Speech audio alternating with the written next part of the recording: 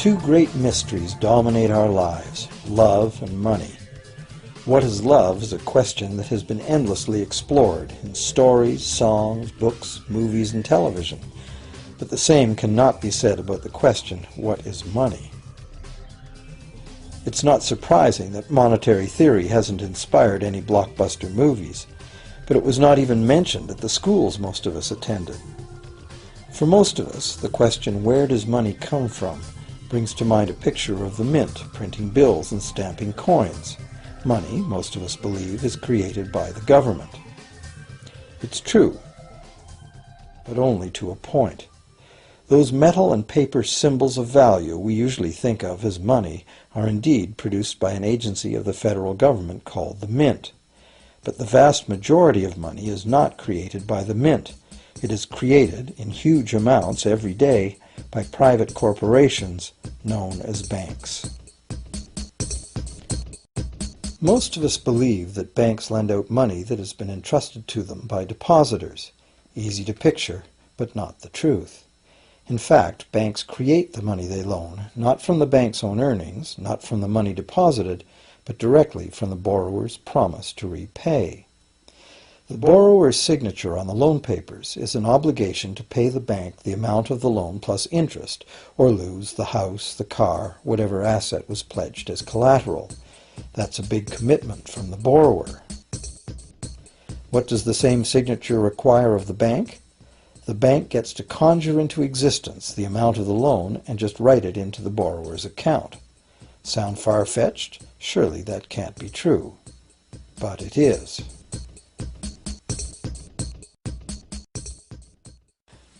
To demonstrate how this miracle of modern banking came about, consider this simple story, the goldsmith's tale. Once upon various times, pretty much anything was used as money. It just had to be portable, and enough people had to have faith that it could later be exchanged for things of real value, like food, clothing, and shelter. Shells, cocoa beans, pretty stones, even feathers have been used as money. Gold and silver were attractive, soft, and easy to work with, so some cultures became expert with these metals.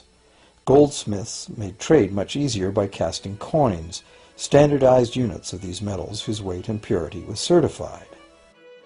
Well, to protect his gold, the goldsmith needed a vault, and soon his fellow townsmen were knocking on his door, wanting to rent space to safeguard their own coins and valuables. Before long, the goldsmith was renting every shelf in the vault and earning a small income from his vault rental business. Years went by, and the goldsmith made an astute observation. Depositors rarely came in to remove their actual physical gold, and they never all came in at once. That was because the claim checks the goldsmith had written as receipts for the gold were being traded in the marketplace as if they were the gold itself. This paper money was far more convenient than heavy coins, and amounts could simply be written instead of laboriously counted one by one for each transaction. Meanwhile, the goldsmith had another business. He lent out his gold, charging interest. Well, as convenient claim check money came into acceptance, borrowers began asking for their loans in the form of these claim checks instead of the actual metal.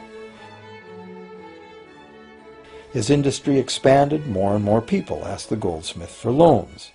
This gave the goldsmith an even better idea. He knew that very few of his depositors ever removed their actual gold, so the goldsmith figured he could easily get away with lending out claim checks against his depositors' gold, in addition to his own. As long as the loans were repaid, his depositors would be none the wiser and no worse off, and the goldsmith, now more banker than artisan, would make a far greater profit than he could by lending only his own gold. For years, the goldsmith secretly enjoyed a good income from the interest earned on everybody else's deposits. Now a prominent lender, he grew steadily richer than his fellow townsmen, and he flaunted it. Suspicions grew that he was spending his depositors' money. His depositors got together and threatened withdrawal of their gold if the goldsmith didn't come clean about his newfound wealth. Contrary to what one might expect, this did not turn out to be a disaster for the goldsmith. Despite the duplicity inherent in his scheme, his idea did work. The depositors had not lost anything. Their gold was all safe in the goldsmith's vault. Well, rather than taking back their gold, the depositors demanded that the goldsmith, now their banker, cut them in by paying them a share of the interest. And that was the beginning of banking. The banker paid a low interest rate on deposits of other people's money that he then loaned out at a higher interest. The difference covered the bank's cost of operation and its profit. The logic of this system was simple, and it seemed like a reasonable way to satisfy the demand for credit. However, this is not the way banking works today. Our goldsmith banker was not content with the income remaining after sharing the interest earnings with his depositors, and the demand for credit was growing fast as Europeans spread out across the world. But his loans were limited by the amount of gold his depositors had in his vault. That's when he got an even bolder idea. Since no one but himself knew what was actually in his vaults, he could lend out claim checks on gold that wasn't even there. As long as all the claim check holders didn't come to the vault at the same time and demand real gold, how would anyone find out? This new scheme worked very well, and the banker became enormously wealthy on the interest paid on gold that did not exist. The idea that the banker would just create money out of nothing was too outrageous to believe, so for a long time the thought did not occur to people. But the power to just invent money went to the banker's head, as you can well imagine. In time, the magnitude of the banker's loans and his ostentatious wealth did trigger suspicions once again. Some borrowers started to demand real gold instead of paper representations. Rumors spread. Suddenly, several wealthy depositors showed up to remove their gold. The game was up. A sea of claim check holders flooded the street outside the closed doors of the bank. Alas, the banker did not have enough gold and silver to redeem all the paper he had put into their hands. This is called a run on the bank, and it is what every banker dreads. This phenomenon of a run on the bank ruined individual banks and, not surprisingly, damaged public confidence in all bankers. It would have been straightforward to outlaw the practice of creating money from nothing. But the large volumes of credit the bankers were offering had become essential to the success of European commercial expansion, so instead the practice was legalized and regulated. Bankers agreed to abide by limits on the amount of fictional loan money that could be lent out. The limit would still be a number much larger than the actual value of gold and silver in the vault. Quite often the ratio was 9 fictional dollars to 1 actual dollar. Regulated. Bankers agreed to abide by limits on the amount of fictional loan money that could be lent out. The limit would still be a number much larger than the actual value of gold and silver in the vault. Quite often the ratio was 9 fictional dollars to 1 actual dollar in gold. These regulations were enforced by surprise inspections. It was also arranged that, in the event of a run, central banks would support local banks with emergency infusions of gold. Only if there were runs on a lot of banks simultaneously would the banker's credit bubble burst and the system come crashing down.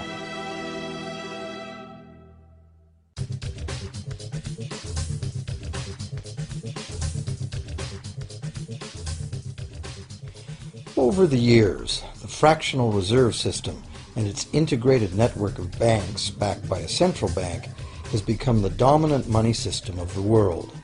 At the same time, the fraction of gold backing the debt money has steadily shrunk to nothing.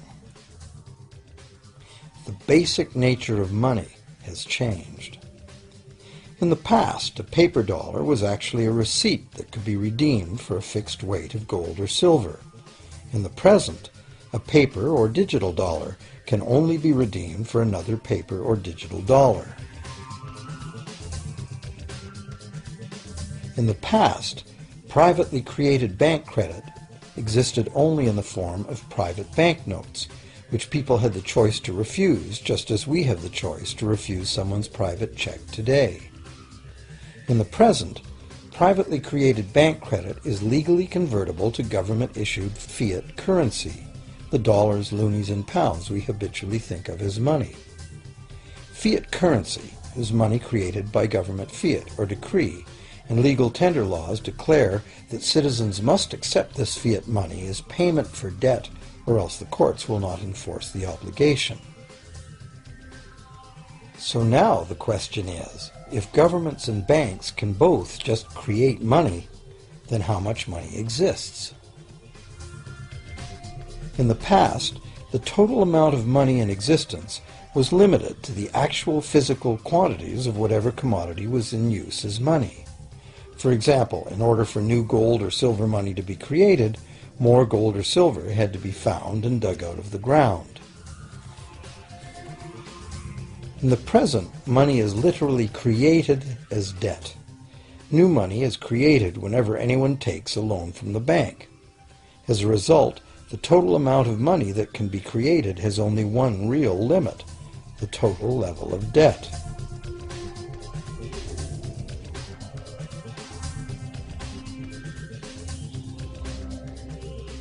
Governments place an additional statutory limit on the creation of new money by enforcing rules known as fractional reserve requirements. Essentially arbitrary, fractional reserve requirements vary from country to country and from time to time.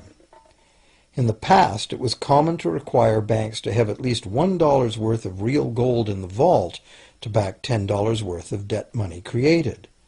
Today, reserve requirement ratios no longer apply to the ratio of new money to gold on deposit, but merely to the ratio of new debt money to existing debt money on deposit in the bank. Today, a bank's reserves consist of two things: the amount of government-issued cash or equivalent that the bank has deposited with the central bank, plus the amount of already existing debt money the bank has on deposit. To illustrate this in a simple way, let's imagine that a new bank has just started up and has no depositors yet. However, the bank's investors have made a reserve deposit of $1,111.12 of existing cash money at the central bank. The required reserve ratio is 9-to-1. Step 1. The door is open and the new bank welcomes its first loan customer. He needs $10,000 to buy a car. At the 9-to-1 reserve ratio, the new bank's reserve at the central bank, also known as high-powered money, allows it to legally conjure into existence 9 times that amount, or $10,000, on the basis of the borrower's pledge of debt. This $10,000 is not taken from anywhere. It's brand new money simply typed into the borrower's account as bank credit. The borrower then writes a check on that bank credit to buy the used car. Step 2. The seller then deposits this newly created $10,000 at her bank. Unlike the high-powered government money deposited at the central bank, this newly created credit money cannot be multiplied by the reserve ratio. Instead, it's divided by the reserve ratio. At a ratio of 9-to-1, a new loan of $9,000 can be created on the basis of the $10,000 deposit. Step 3.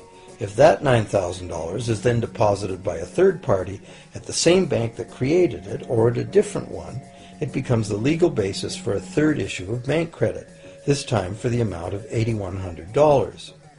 Like one of those Russian dolls, where each layer contains a slightly smaller doll inside, each new deposit contains the potential for a slightly smaller loan in an infinitely decreasing series.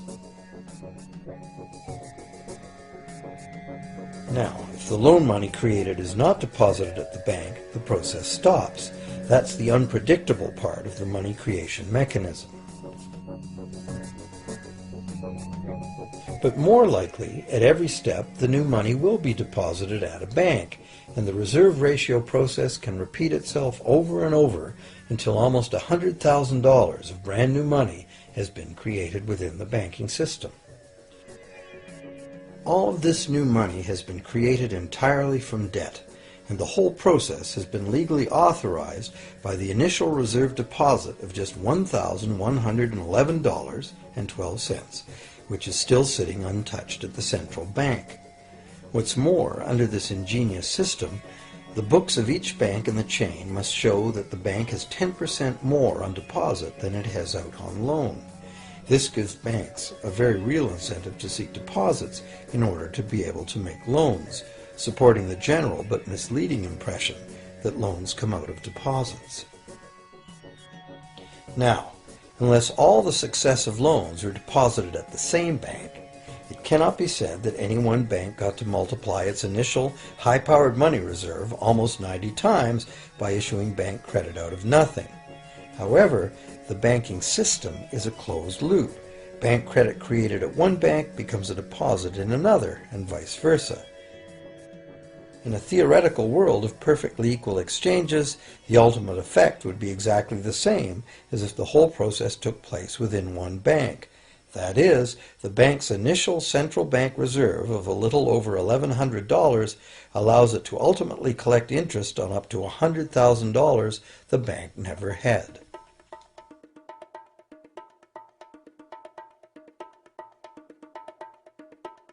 If that sounds ridiculous, try this. In recent decades, as a result of steady lobbying by the banks, the requirements to make a reserve deposit at the nation's central bank have all but disappeared in some countries, and actual reserve ratios can be much higher than 9-to-1. For some types of accounts, 20-to-1 and 30-to-1 ratios are common. And even more recently, by using loan fees to raise the required reserve from the borrower, banks have now found a way to circumvent reserve requirement limitations entirely. So, while the rules are complex, the common sense reality is actually quite simple. Banks can create as much money as we can borrow.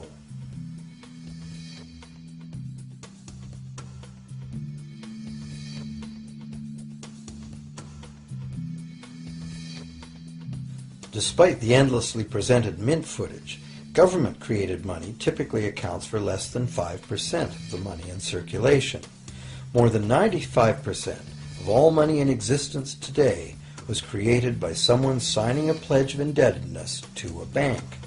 What's more, this bank credit money is being created and destroyed in huge amounts every day, as new loans are made and old ones repaid.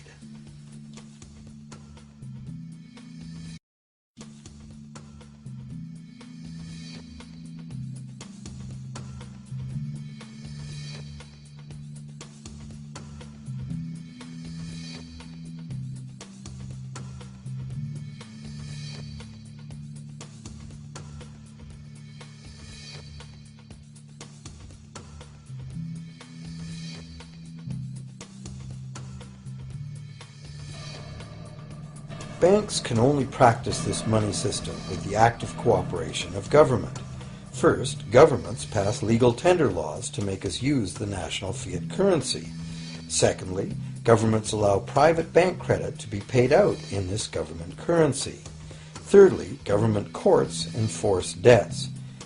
And lastly, governments pass regulations to protect the money system's functionality and credibility with the public, while doing nothing to inform the public about where money really comes from. The simple truth is that when we sign on the dotted line for a so-called loan or mortgage, our signed pledge of payment, backed by the assets we pledge to forfeit should we fail to pay, is the only thing of real value involved in the transaction. To anyone who believes we will honor our pledge, that loan agreement or mortgage is now a portable, exchangeable, and saleable piece of paper. It's an IOU. It represents value and is therefore a form of money. This money the borrower exchanges for the bank's so-called loan. Now, a loan in the real world means that the lender must have something to lend. If you need a hammer, my loaning you a promise to provide a hammer I don't have won't be of much help. But in the artificial world of money, a bank's promise to pay money it doesn't have is allowed to be passed off as money, and we accept it as such.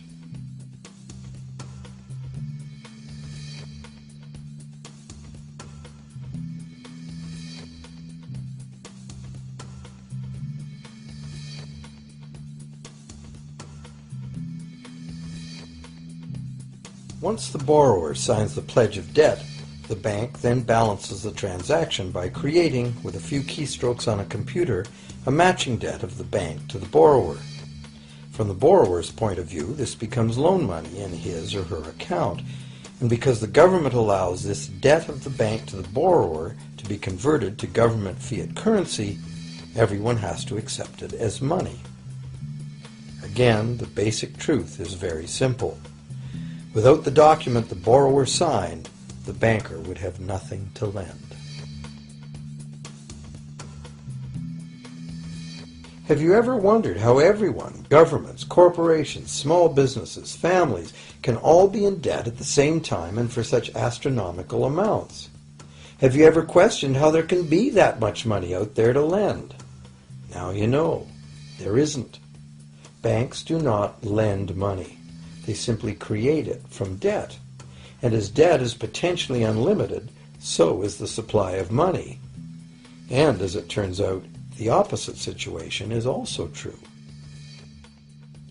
Isn't it astounding that despite the incredible wealth of resources, innovation, and productivity that surrounds us, almost all of us, from governments to companies to individuals, are heavily in debt to bankers? If only people would stop and think, how can that be? How can it be that the people who actually produce all the real wealth in the world are in debt to those who merely lend out the money that represents the wealth? Even more amazing is that once we realize that money really is debt, we realize that if there was no debt, there'd be no money.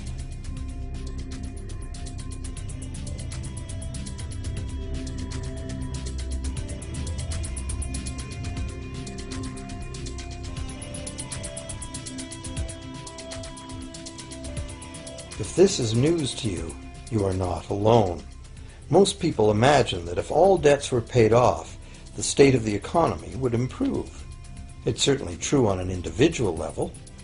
Just as we have more money to spend when our loan payments are finished, we think that if everyone were out of debt, there would be more money to spend in general. But the truth is the exact opposite. There would be no money at all. There it is. We are totally dependent on continually renewed bank credit for there to be any money in existence. No loans, no money, which is what happened during the Great Depression. The money supply shrank drastically as the supply of loans dried up.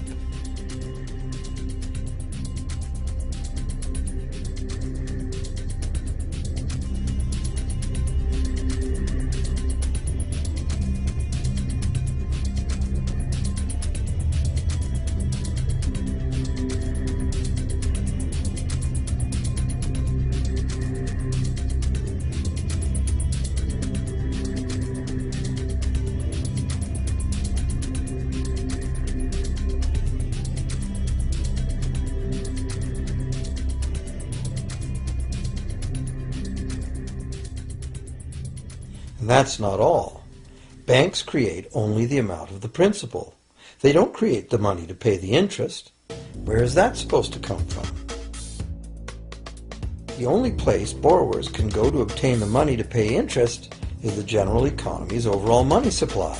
But almost all that overall money supply has been created exactly the same way, as bank credit that has to be paid back with more than was created. So everywhere there are other borrowers in the same situation, frantically trying to obtain the money they need to pay back both principal and interest from a total money pool which contains only principal. It is clearly impossible for everyone to pay back the principal plus interest because the interest money doesn't exist. This can even be expressed by a simple mathematical formula. The big problem here is that for long-term loans, such as mortgages and government debt, the total interest far exceeds the principal. So unless a lot of extra money is created to pay the interest, it means a very high proportion of foreclosures and a non-functioning economy. To maintain a functional society, the rate of foreclosure needs to be low. And so, to accomplish this, more and more new debt money has to be created to satisfy today's demands for money to service the previous debt. But of course, this just makes the total debt bigger, and that means more interest must ultimately be paid, resulting in an ever-escalating and inescapable spiral of mounting indebtedness.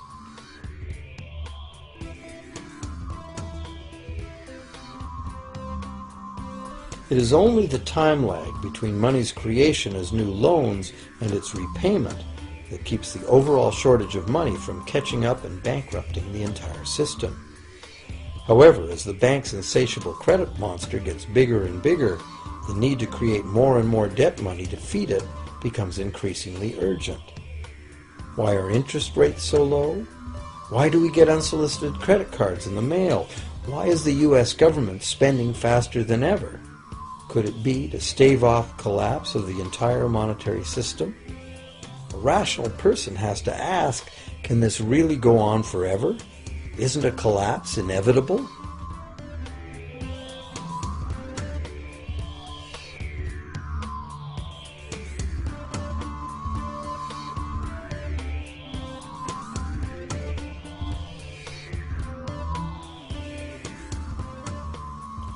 Money facilitates production and trade. As the money supply increases, money just becomes increasingly worthless unless the volume of production and trade in the real world grows by the same amount. Add to this the realization that when we hear that the economy is growing at 3% per year, it sounds like a constant rate, but it's not. This year's 3% represents more real goods and services than last year's 3% because it's 3% of the new total. Instead of a straight line, as is naturally visualized from the words, it is really an exponential curve getting steeper and steeper. The problem, of course, is that perpetual growth of the real economy requires perpetually escalating use of real-world resources and energy. More and more stuff has to go from natural resource to garbage every year, forever, just to keep this system from collapsing.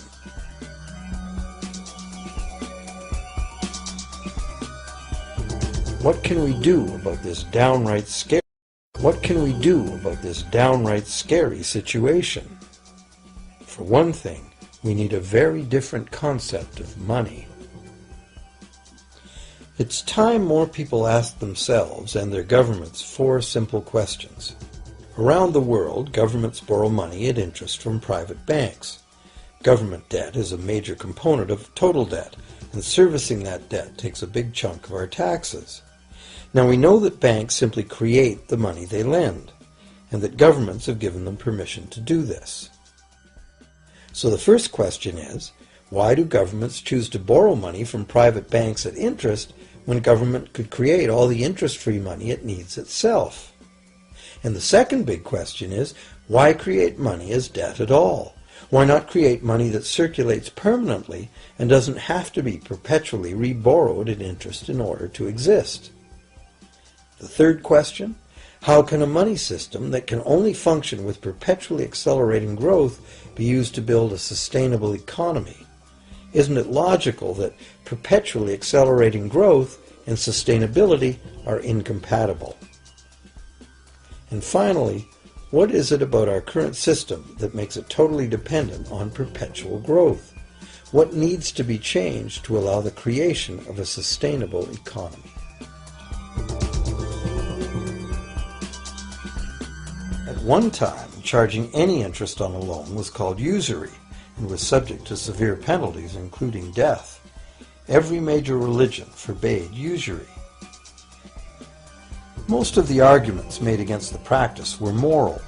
It was held that money's only legitimate purpose was to facilitate the exchange of real goods and services. Any form of making money from simply having money was regarded as the act of a parasite or of a thief. However, as the credit needs of commerce increased, the moral arguments eventually gave way to the argument that lending involves risk and loss of opportunity to the lender, and therefore attempting to make a profit from lending is justified. Today, these notions seem quaint. Today, the idea of making money from money is held as an ideal to strive for. Why work when you can get your money to work for you? However, in trying to envision a sustainable future, it's very clear that the charging of interest is both a moral and a practical problem. Imagine a society and economy that can endure for centuries because, instead of plundering its capital stores of energy, it restricts itself to present-day income. No more wood is harvested than grows in the same period. All energy is renewable, solar, gravitational, geothermal, magnetic, and whatever else we discover. This society lives within the limits of its non-renewable resources by reusing and recycling everything, and the population just replaces itself.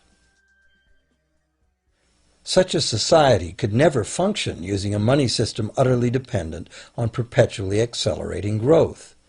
A stable economy would need a money supply at least capable of remaining stable without collapsing. Let's say the total volume of this stable money supply is represented by this big circle. Let's also imagine that moneylenders must actually have existing money to lend. If some people within this money supply begin systematically lending money at interest, their share of the money supply will grow. If they continually re-loan at interest all the money that gets paid back, what's the inevitable result? Whether it's gold, fiat, or debt money doesn't matter. The moneylenders will end up with all the money. And after the foreclosures and bankruptcies are all filed, they'll get all the real property too. Only if the proceeds of lending at interest were evenly distributed among the population would this central problem be solved. Heavy taxation of bank profits might accomplish this goal, but then why would banks want to be in business? If we were ever able to free ourselves of the current situation, we could imagine banking run as a non-profit service to society, dispersing its interest earnings as a universal citizen dividend, or lending without charging interest at all.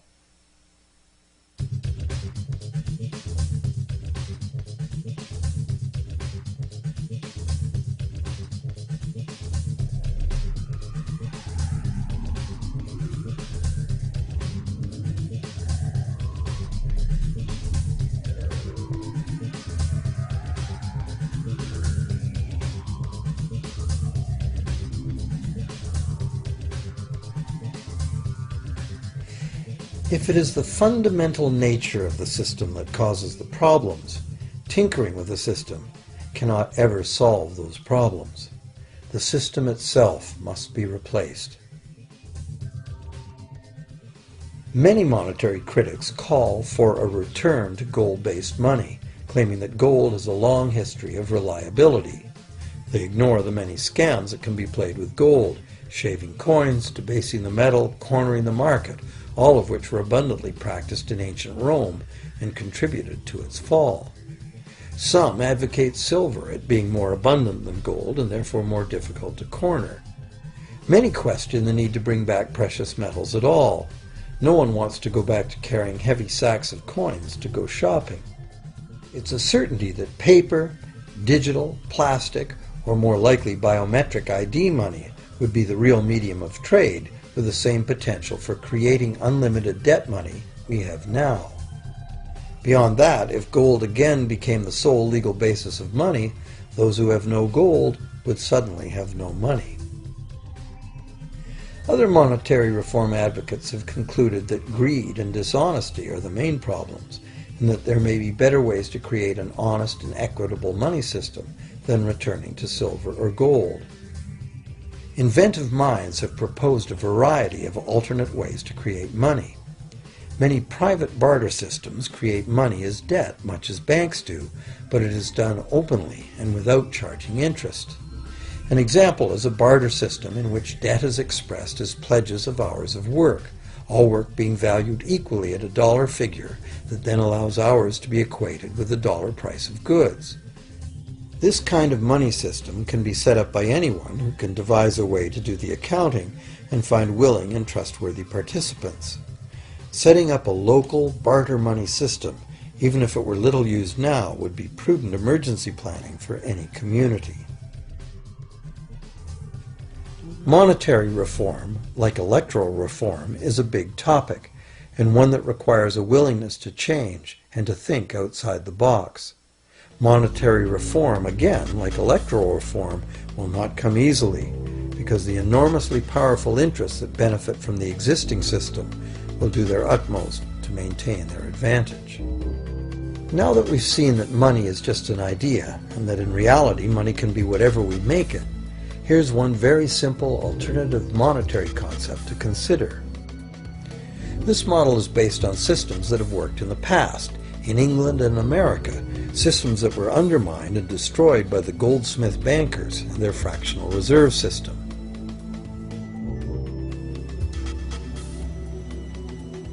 To create an economy based on permanent interest-free money, money could simply be created and spent into the economy by the government, preferably on long-lasting infrastructure that facilitates the economy, such as roads, railroads, bridges, harbors, and public markets. This money would not be created as debt, it would be created as value, that value being in the form of whatever it was spent on. If this new money facilitated a proportional increase in trade requiring its use, it would cause no inflation whatsoever. If government spending did cause inflation, there would be two courses of action available. Inflation is equivalent in effect to a flat tax on money. Whether the money goes down in value 20% or the government takes 20% of our money away from us, the effect on our buying power is the same. Viewed this way, inflation in place of taxation might be politically acceptable if well spent and kept within limits. Or government could choose to counter inflation by collecting tax monies that it then takes out of use, thus reducing the money supply and restoring its value. To control deflation, which is the phenomenon of falling wages and prices, the government would simply spend more money into existence value. To control deflation, which is the phenomenon of falling wages and prices, the government would simply spend more money into existence. With no competing private debt money creation, governments would have more effective control of their nation's money supply. The public would know whom to blame if things went wrong. Governments would rise and fall on their ability to preserve the value of money. Government would operate primarily on taxes, as it does now, but tax money would go much, much further, as none of it would be required to pay interest to private bankers. There could be no national debt if the federal government simply created the money it needed. Our perpetual collective servitude to the banks through interest payments on government debt would be impossible.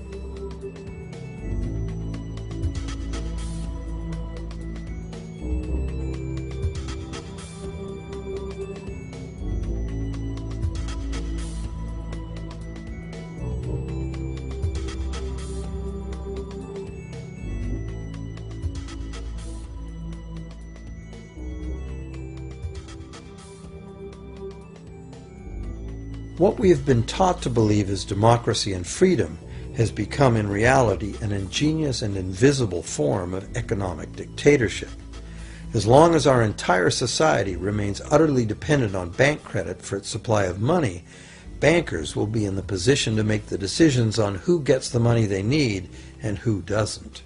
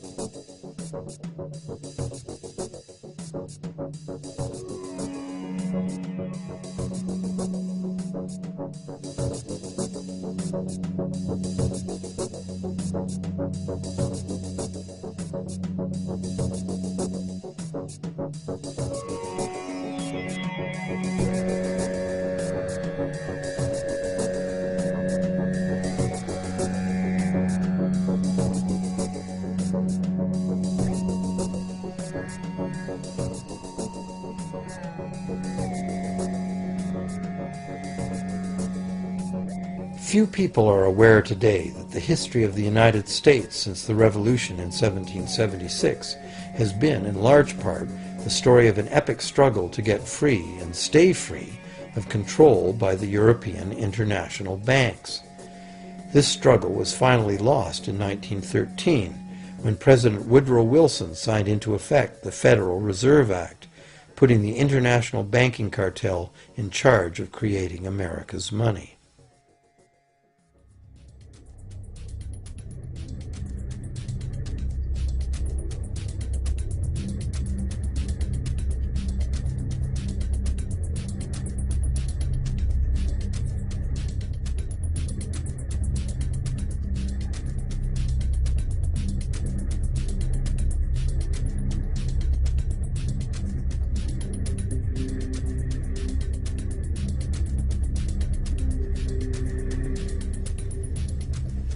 The power of this system is deeply ingrained. So is the educational and media silence on the subject. Years ago, a Canadian Deputy Prime Minister surveyed scores of non-economists, both highly educated professionals and common-sense people on the street, and found that not one of them had an accurate understanding of how money is created. In fact, it's probably safe to say that most people, including the frontline employees of banks, have never given the matter a moment's thought. Have you?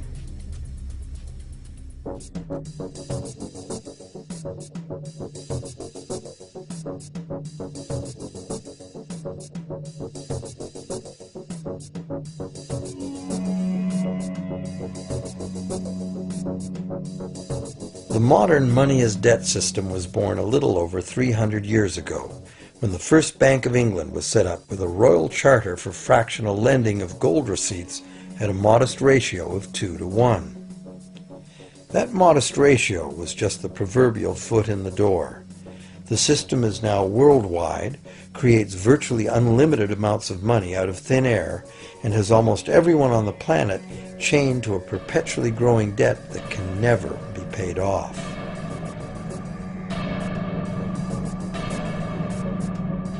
Could it have all happened by accident?